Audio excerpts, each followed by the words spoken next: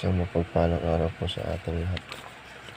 Alamin po natin ang sakit ng tao o nagpatawas, kung espiritual o ba o material. Siya po ay masama daw ang kanyang pakiramdam.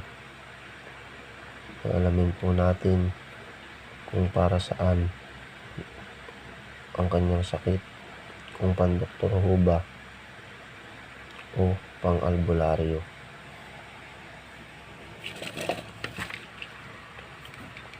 Bale, ito po, kung napapansin niyo po,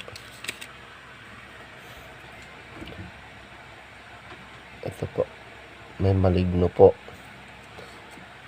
Also, spiritual po ang kanyang sakit.